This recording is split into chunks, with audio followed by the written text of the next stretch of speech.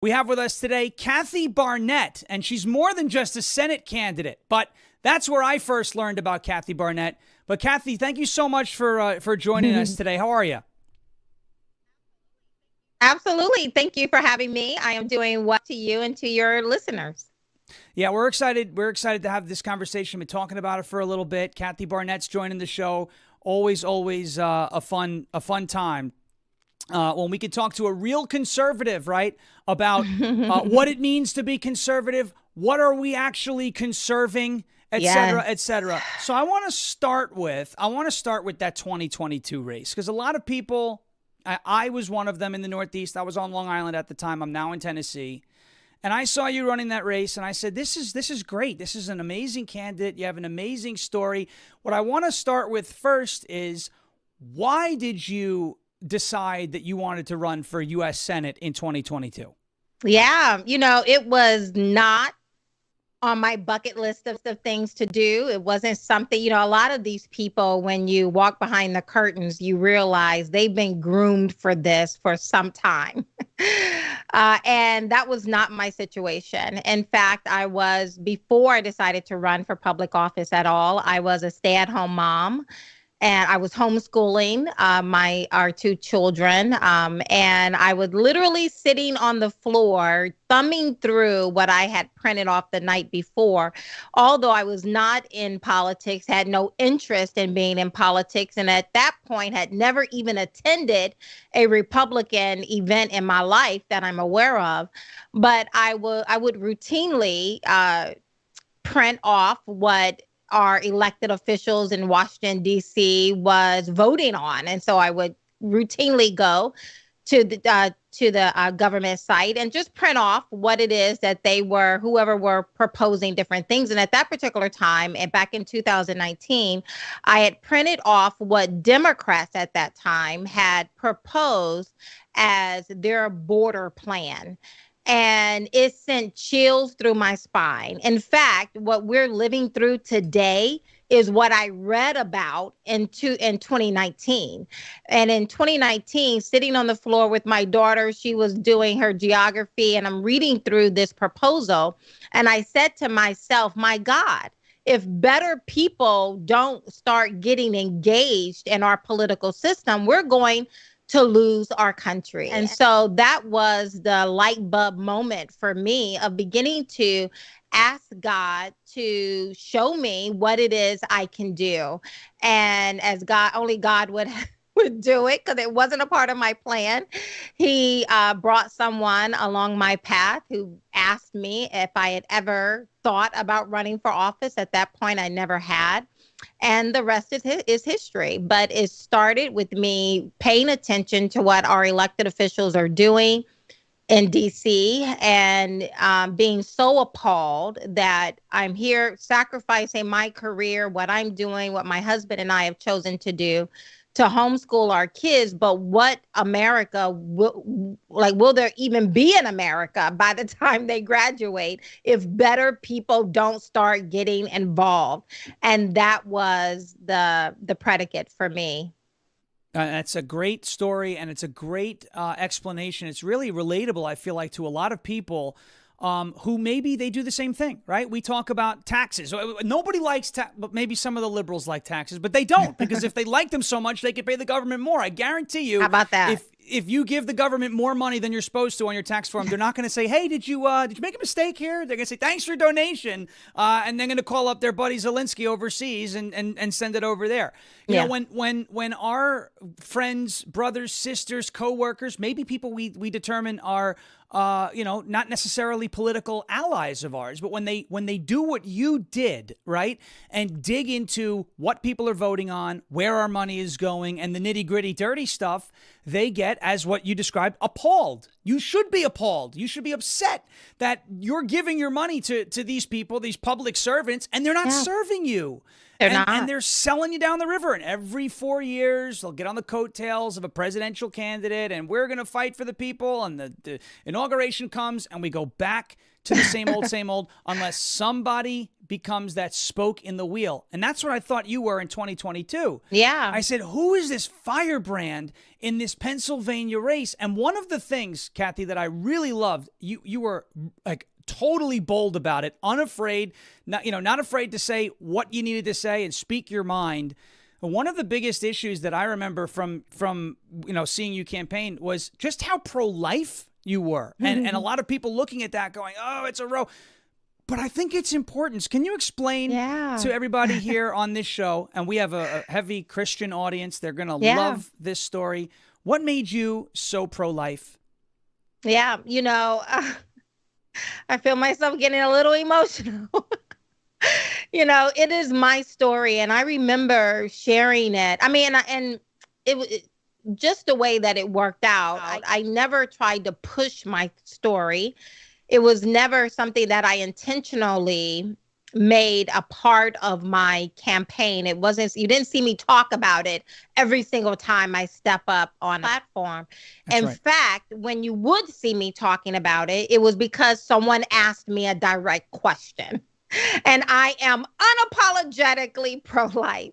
I mean, as conservatives, we talk about life, liberty, and the pursuit of happiness. But you know what? I can't get to liberty and pursuit of happiness if we don't have life.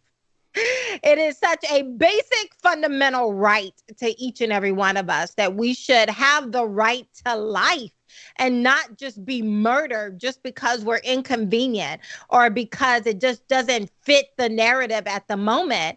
And so, and the way I got there, I think is unique for most people. It wasn't, being pro-life isn't something I inherited from my grandparents or from, just attending a lot of conservative rallies or because I read about it in the Bible, but it's my own personal story. And my mother, I am the byproduct of a rape. My mother was 11 years old when I was conceived. And, my father was 21. And I think about, I'm just so grateful. A part of my story is that I grew up in dire poverty. I grew up on a pig farm in southern Alabama in a home with no insulation, no running water, an outhouse in the back, a well on the side.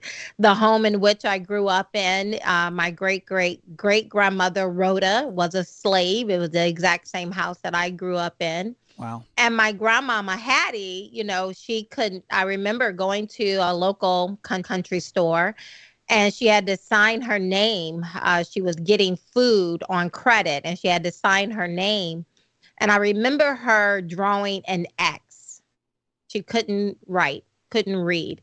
And yet my grandmama Hattie on that dirt farm, on that little pig farm, in southern Alabama, growing up in the home of one of my ancestors who was a slave, my grandmother Hattie, who couldn't write her own name, she knew enough to know that what was growing in my mother's very young womb was a life. And she knew that there was something valuable about that life.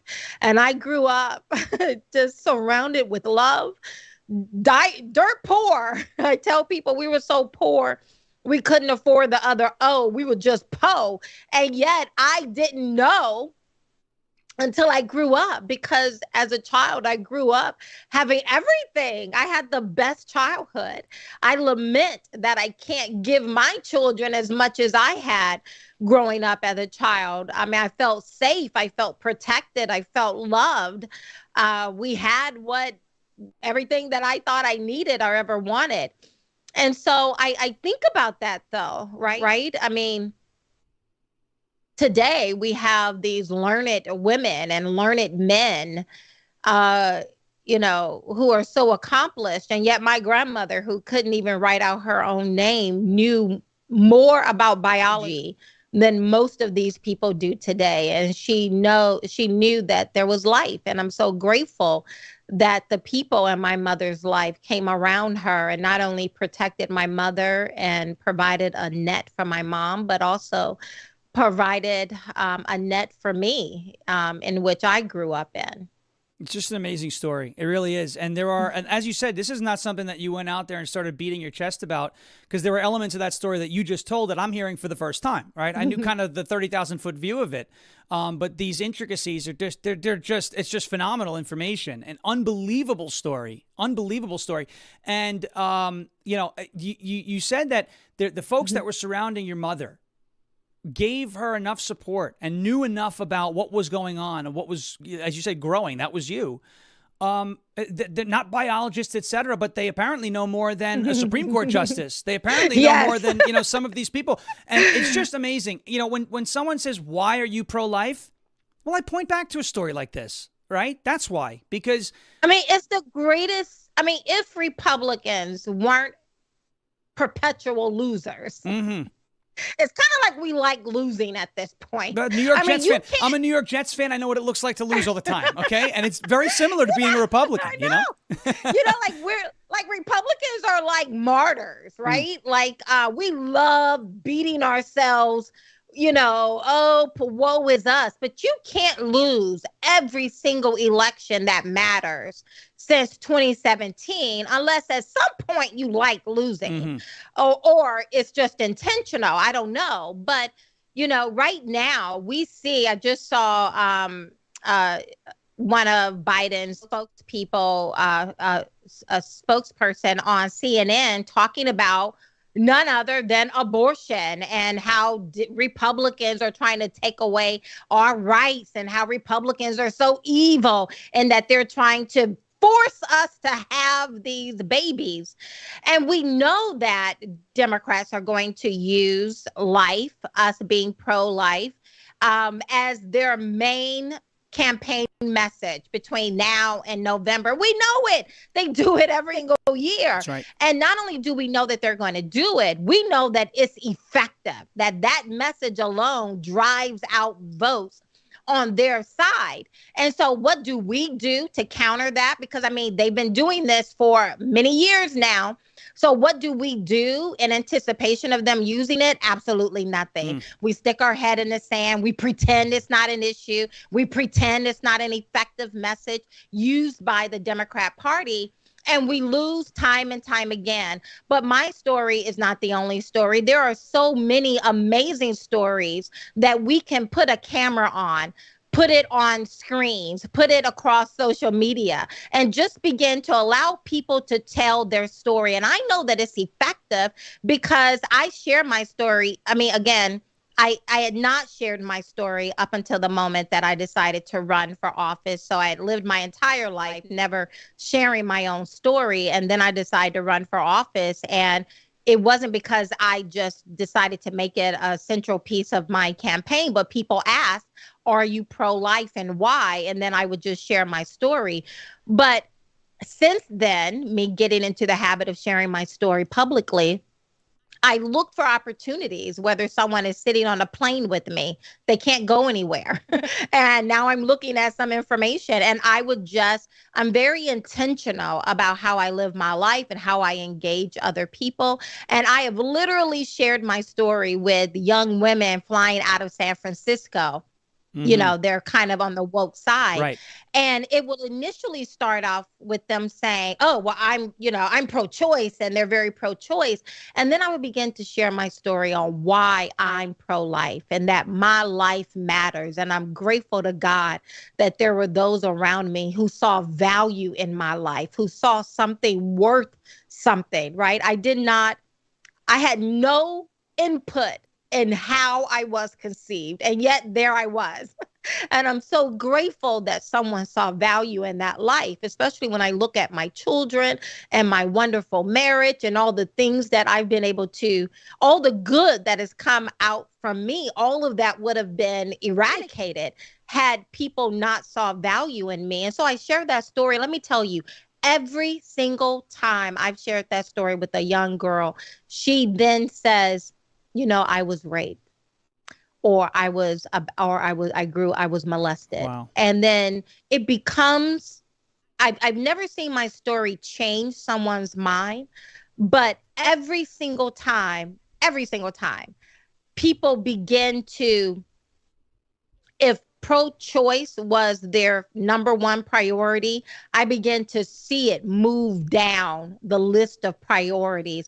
And then other things like an open border and high crime and the drugs that is, penetrating our streets and what's being taught in our schools, or them not being able to get a good job, or the inflation, the cost of housing. Those things become the topic of conversation. Right. And it's amazing how 80% of the nation agree on some very basic fundamental truths. If we can just remove that one thing that seems to be, this is my number one priority and I can't talk voter. to you. Right. The single issue voter. Right, yeah, right. Exactly. We just had a guest on last week. His name's John Paul Moran. He's with, they're called Go USA, and he has what's called the Pepsi Challenge of Politics, called the OpScore Challenge. It's funny you mentioned, 80% of the things we all agree on, but then there's just one sticking point, and it's like, well, I don't agree on this, so I have to vote 80% against what I like because 20% of it is being represented by this other party that's against everything that's good.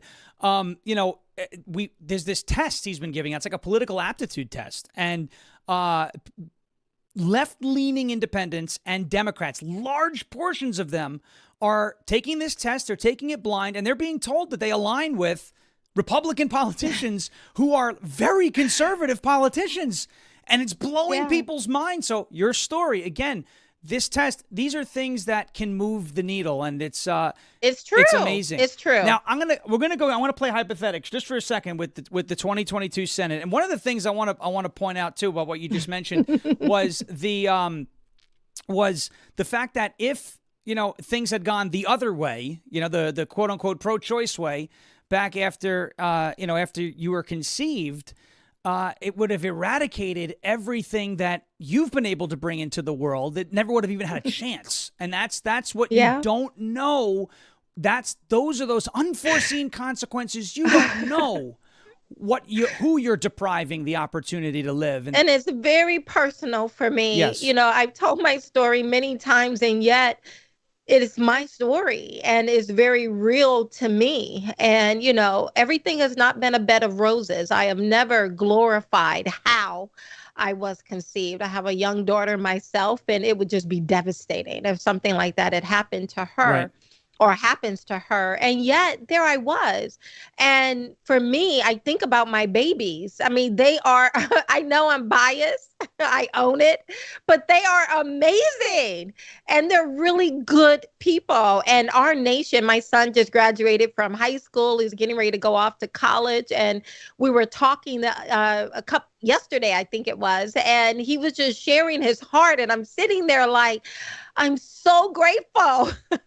Our nation is going to call us blessed, my husband and I, because my son is getting ready to leave the home and go into the world. I mean, he's going to be a net positive for our nation. And I think about that, like all of that would have been eradicated, and my babies would never have been able to be alive. And they have blessed me and my husband, and they're going to bless our nation. And so again, but it all started back with my grandmother and others coming around my very young mom and seeing value in my life. Yeah. And so the support system was there. That's why I'm pro-life. And that's the best. I mean, literally, there is no better reason to be pro-life than what we just heard. Now, 2022, let's say you pull it off in the primary, or maybe Donald Trump makes the right choice and endorses you, and that gets you up, a little bit more support there in 2022. And then, unfortunately, and I'm saying this, tongue in cheek, we don't get John Fetterman in the Senate, so we don't see hoodies, we don't see gym shorts, we don't have any of the silly moments. He's been very interesting lately, but we would have Kathy Barnette in the Senate, and maybe because Kathy Barnette made it in Pennsylvania, a couple of other Senate seats, maybe Georgia would have turned our way, etc. And we have the majority. Who does Kathy Barnette, if she was a senator? Who does Kathy Barnette want to see as the Senate Majority Leader? Rand Paul. Oh my God! I knew I liked you. I knew I liked you. There was hands down. What everybody doesn't understand is there is only one right answer to that question. It is. Like that doesn't take long, right? I mean, and for me, the litmus test is very simple, right? That was by the way, that was quick. It was just Rand Paul done. Just incredible. I mean, I'm going through the list in my mind, Rand Paul. Like, I don't even have to continue this list in my mind. Right. But if for no other reason, right? I mean, we, especially Republicans, we get stuck on silly things with people. But for no other reason is during 2020, 2021, 2022, during some of our darkest days as a nation, and especially if you're a Republican, God forbid you're a conservative Republican, there were very few Republican leaders across our nation who stood up for us, who stood up when businesses were being shut down, who stood up when schools were being shut down, who stood up for us when people were being forced to take an experimental jab, whether they wanted to or not. I mean, for no other reason. But the fact that you can look at, I'm thinking about all of my elected officials here in Pennsylvania. I can count them on one hand and still have fingers left over of who was willing to stand up and say, wait a minute, this is not right. This is not America. But Rand Paul, from a federal perspective, he was there from day one, standing up, pushing back against the narrative. And so if for no other reason, there are a number of reasons why I like him, but if there were no other reason except for that, when we needed people to have a backbone and to stand up for the American way of life, Rand Paul was one of very few who chose to swim upstream. Yep. And I think we need more of that. If nothing else, we need more of that. Leaders who will stand up and say, I will not bend the knee. I will not use these silly pronouns. I will not say the emperor has clothes on when clearly the emperor has no clothes on. We need that. And in this next batch of leaders. I agree 100% with that. And I love how, Rand Paul, sometimes he ruffles feathers on our side too. And I think that's okay. I mean, I'm a sports fan, right? If you go easy in practice, like just ask the New York Jets, we just mentioned that before, you lose. We got to be a little tougher with each other, not destructive, but iron sharpens iron. And sometimes Rand Paul can be like that. There are a few others, but he's my guy in the Senate. I love it. And I by the way, I want to just be clear. That was not rehearsed. We didn't talk about that beforehand. That was like, I should ask her who she'd choose for majority leader. I think Kathy Barnett's really conservative. She'll probably choose Rand Paul. Boom. It was Rand Paul. That was a theory in my head, and I knew it. It was amazing. So I want to move on to something else now. I know you played a pretty significant role in a presidential campaign here in the 2024 election cycle. And there were a lot of people who had a lot of questions. There was a lot of speculation, and a lot of it on this show. I said, look, we're going to be fair. They said a lot of nasty things about Vivek Ramaswamy. And I said, listen, I don't know his background, any of this, but the whole Soros thing, and I'm looking at it, I'm like, I don't think that's what it is, right? World Economic Forum, I'm like, but what about the letter that they sent him and said, oops, we'll take your name off? Like, he sued them and won. So I noticed one of the selling points of Vivek's candidacy is the fact that you were involved with that campaign at a pretty significant level. What was that like, and what did you do for Vivek Ramaswamy? Vivek is such an amazing person. We as a nation would be the lucky ones if he is anywhere in this next administration of Donald Trump, if God should shine his grace upon us and give us a reprieve and not have Biden reelected. But, I started, it was so interesting. Vivek and I met over Twitter and DM, right? We DM'd each other. That was our first time meeting. And he too, like you, he was watching that 2022 race and he liked it. He liked me. He liked what I was saying. And if you recall, there's a lot of similarities in the things that I was saying in 2022 and what Vivek was saying in 2023 and today. But, he liked it. And so he actually liked me first on Twitter. And then I was preparing for my next debate with Dr. Oz and others. And I went out and I got his book, Woke Inc. Here it is right here on my desk. Here's my book, Nothing to Lose, Everything to Gain, Being Black and Conservative in America. But I went out. I wanted to find someone who was beyond the talking points on ESG and what ESG really means and the impact of those three simple little letters. And it was Vivek. No one had ever been so clear about it. And so I went to like him on Twitter, but I saw that he had actually liked me. I DM'd him and said, we should talk. He replied immediately and said yes, and sent me his phone number. And next thing I know, we're texting. I'm now in New York, at the New York Stock Exchange. His new company that he had formed, Strive Asset Management, was going public. He invited me.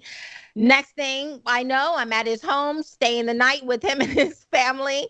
And then he told me he was strongly considering a run. And I loved it. I loved it from the moment he said it. In fact, I kind of felt like something. I've been watching him for some time, and I began to see a shift in the way he speaks. And so it was just right. And I loved it. We have, think what you want about Vivek. At this point, I really don't care. I didn't care that much before.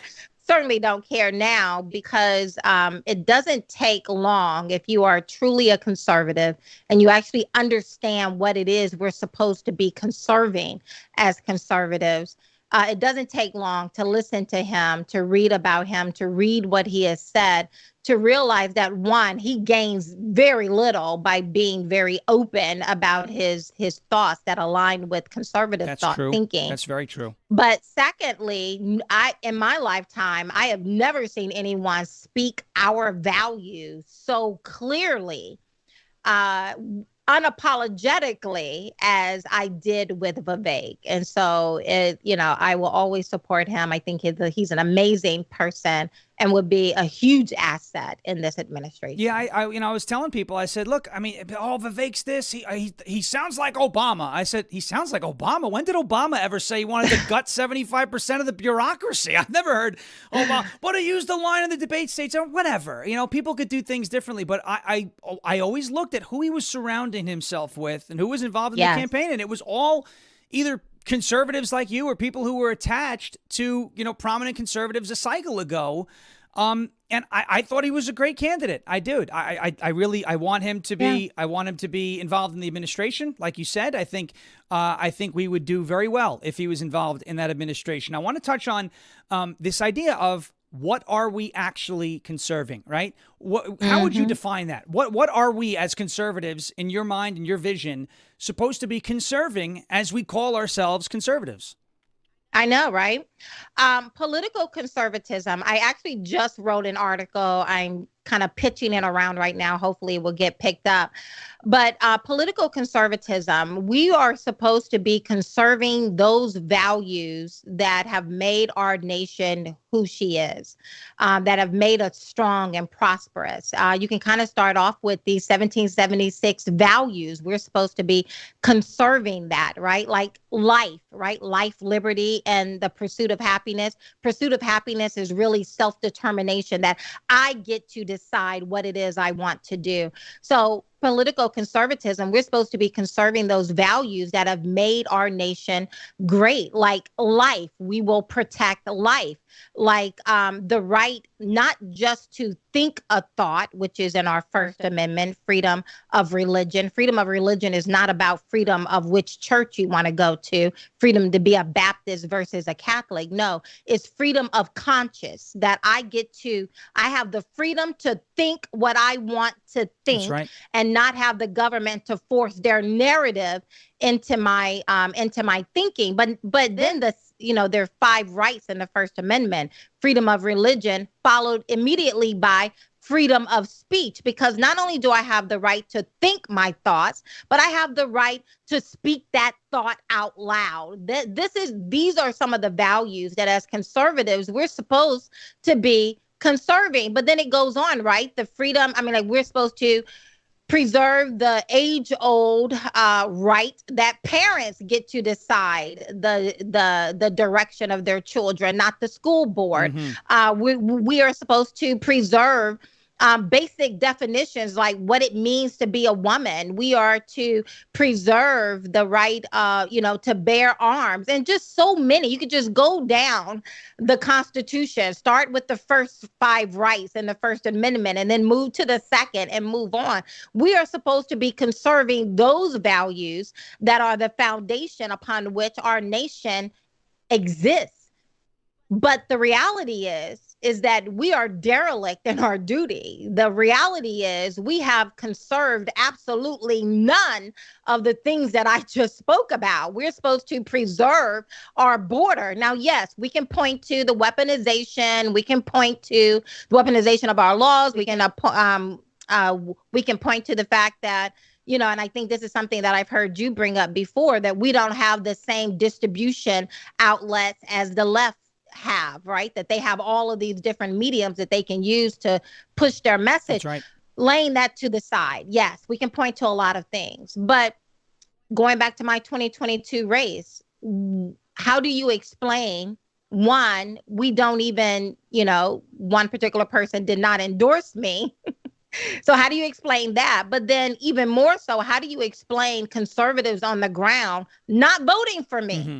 Or voting for someone who would have been a rhino at best, right? Dr. Oz would have been a rhino on his best day. Yeah. But up to that election, he had never even shown an ounce of conservatism. Now I'm just using, Dr. Oz, but I can look at, what just happened a couple of weeks ago with Representative Bob Good over in Virginia, right. Who is the leader of the House Freedom Caucus. And up to this point, he's shown that he's willing to stand up for our values. And yet he's in a race now. They just had the election. It's a race too close to call. How do you go from winning by 15 points 2 years ago, by more than 15 points 2 years ago, to now being in a race that's too close to call, if conservatives have become derelict in our duties of understanding why we exist in the first place? We exist to conserve those values,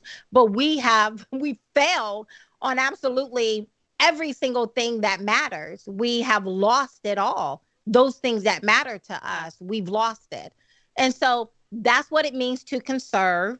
We have done abysmal. Yeah, I agree. In our job of conserving. I think one of the things that we always seem to do is we always seem to be the side giving, right? We're giving. And I'm like, yep. Well, I don't know how you could be conserving anything if you just keep giving things away. At some point there's got to be. We're giving it away. We're not fighting. Yeah. We're like, oh, I'm exhausted. I'm tired. Or we say, oh, it's God's will. God to figure it out. Listen, yeah. I heard a pastor from Moody Bible say once, Jesus is not going to come down here and do what you're supposed to do. That's a good point. That's a really good point. He's not going to come down here and do it, right? And once you get past Genesis chapter 3, you don't see God doing anything without cooperation from man/woman as well. But you don't see him doing anything beyond chapter 3 of Genesis, beyond him putting creating woman, and giving him dominion over the earth. So even, so a lot of us, you said you have a lot of Christians. So a lot of us like to fall back on, it's God's will. God to see it through. God. No, that's not how it works. And it's not biblical. You don't see God doing anything after Genesis chapter 3 without being in cooperation with man, even with Moses dividing the water. He had a role to play, however big, however small. And I could just go on and on about this because I'm a Christian. No, I mean, it's a phenomenal point. This is the lens through which I see things. And I say, yes. Take the initiative, be the change. You have to do, if you know the difference between right and wrong, okay, but you decide not to do what's right, then essentially, I mean, I'll steal a line from the left, right? Silence is consent. But at some point, it becomes the truth. If we're going to stand by and watch it happen, there was a story. Kitty Genovese is a very famous story where a bunch of people, a mob, saw a woman getting raped, and they all thought somebody else was going to call the cops, and the woman wound up dying. It's a real story. And it's Wow. how, you pass on the accountability to somebody else. You pass on the responsibility to somebody else because there's so many other people. Some of my favorite commentators, they say, we are the leaders we've been waiting for, so get out and lead. It's time to stop being so complacent. And I think things are changing. I think, as you said, you started off by becoming appalled at what was going on in D.C. And there's a lot of people who are seeing it through a lot of different lenses and are becoming appalled as well. It remains to be seen if enough people have done it. But I know there's a significant number of people who are saying, wait a second, what? And it's because they're reaching into every segment of society, right? Up until 4 months ago, cryptocurrency was apolitical. Now it isn't because Biden's SEC is going crazy. Up until, a few years ago, fitness was apolitical. But then COVID happened, they shut down the gyms, and now we have articles all over the place in the mainstream media saying if you run, that is linked to white supremacy. I mean, this is yes, this is insane. These are the same people who said these are the same people, right? Who said trust the science, follow the doctors, but don't be healthy. Mm-hmm. It's unreal. So we've seen it come for everybody, and I think everyone's having that kind of awakening moment. You are the host also of the Kathy Barnette Show. This was on your show last week. It was amazing, yes. Really, really fun time. Encourage everybody to check out the episode Spotify link. It's going to be going out in our emails. We post it all over social media. What has that show been like for you? How have you been enjoying it? And what's next on the horizon for the Kathy Barnette Show? Yeah, you know what? It is just another avenue, another way of me impacting culture. A lot of us recognize that politics flows downstream from culture, but culture flows downstream from what you see and what you hear. And vocabulary, all of those things, right? And so I wanted to go a little bit upstream of culture so that I can have an impact on culture by bringing great guests like yourself onto the podcast, having very open, honest, and real conversations, double clicking on talking points so that we can get a little bit deeper and go and understand what the issue is, but also having fun, speaking in a way that is common for people that, that we understand it, and then kind of pointing the way to where you need to go next. I think it's great that you've decided to, break into the content avenue of things to get the message out and to do it in your style. I think it's great. It's always fun. It was a fun time being on the show, and that leads me to this. And I got to ask. This is a fun question. Now we both know our way. Well, I don't know my way around the studio at WPHT because I'm in Tennessee, but I've guest hosted on WPHT. You've guest hosted on WPHT. That's 1210 WPHT out there out of Philly, Cherry Hill Studio, right? I've been on the air just before you've been on the air, and in one particular instance, this was great. I'm co-hosting, and filling in on Kale and Company. So this is the program that runs from 6 a.m. to 10 a.m. And then you hosted after that, filling in, I believe, for Dawn Stensland. And there was an earthquake in the Northeast, and Vivek Ramaswamy was supposed to be taking calls. So you were live on the radio. An earthquake happens. What do you do? How was that? That's just blows my mind. It was. Listen, let me tell you, I didn't even know. This is my first time ever hosting a radio show. So I was, so you have those nerves like, oh my God, it's 2 hours from 10 to 12. I have all of these guests, have all of these things I want to talk about.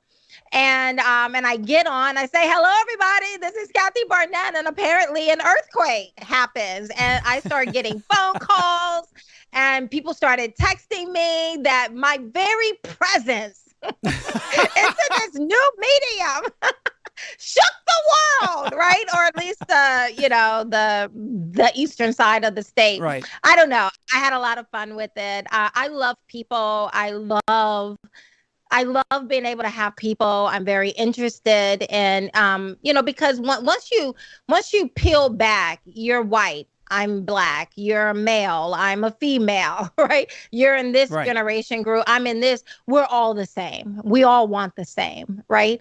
More or less. Yes, you have those outliers, but well over 80% of us in this country, we want the same. We want safe schools. We want safe streets. We want to be able to pay our bills. We want to put something to the side. We want to be able to take a vacation with our children. We want to be able to help our neighbors. But for the most part, we just want to live our lives.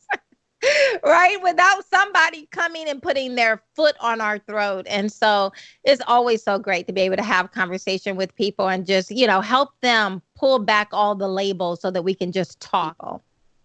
Yeah, I agree. I think that's what's so unique about either podcasting or radio is it is conversations. It's talking. When you get callers and guests and different topics and different opinions, it is that open, free-flowing. Nothing's better than it. The marketplace of ideas. I think it's something that we are sorely missing. I think, and there are new avenues where the marketplace of ideas is getting a shot. Right, Twitter is getting a little better. Rumble exists. It's a great platform. That's where we're streaming, and it's awesome. So I just thought it was so funny. I'm like, oh, Kathy Barnette's going to be hosting after me. This is great. Oh my gosh, earthquake, what? And I'm like, is Kathy okay? It was just insane. I was too busy running my mouth. I didn't even know it happened. That's so funny. I couldn't believe it. I was like, it's a good thing it didn't happen when I was, because here's the thing is I'm in Tennessee. So if it happened while I was on with Nick and Greg on PHT, I wouldn't have felt it. So I would have thought they were pulling my leg or something. What do you mean it's an earthquake? Nope. Unbelievable. It happened. So where can everybody find A, your book, okay? B, the Kathy Barnette Show, and C, where can they follow Kathy Barnette on social media? Yes. Oh, well, thank you so very much for me being able to, to share all of my book, Nothing to Lose, Everything to Gain, being Black and conservative in America, me kind of walking through my journey of leaving the Democrat plantation. Yes, I was a Democrat.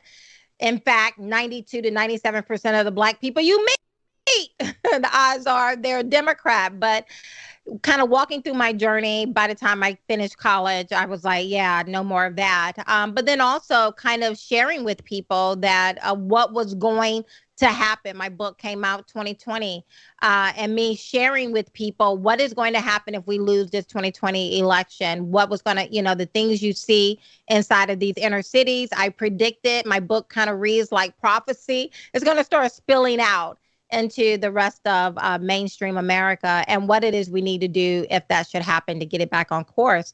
So you can find my book anywhere books are sold. You can listen to my podcast, The Kathy Barnette Show, wherever videos are streamed, Apple, YouTube, Rumble, Spotify, all of them. And you can follow me on Twitter at Kathy4Truth. Kathy for Truth on Twitter, at Kathy for Truth. The Kathy Barnette Show, amazing podcast. Just joined it a little while ago. And of course, Kathy Barnett's book, you can get it, as she said, anywhere books are sold. Kathy Barnette, this was the fastest interview, 45 minutes or so, that I think I've ever recorded on this show. I had a blast. Thank you so much for joining us.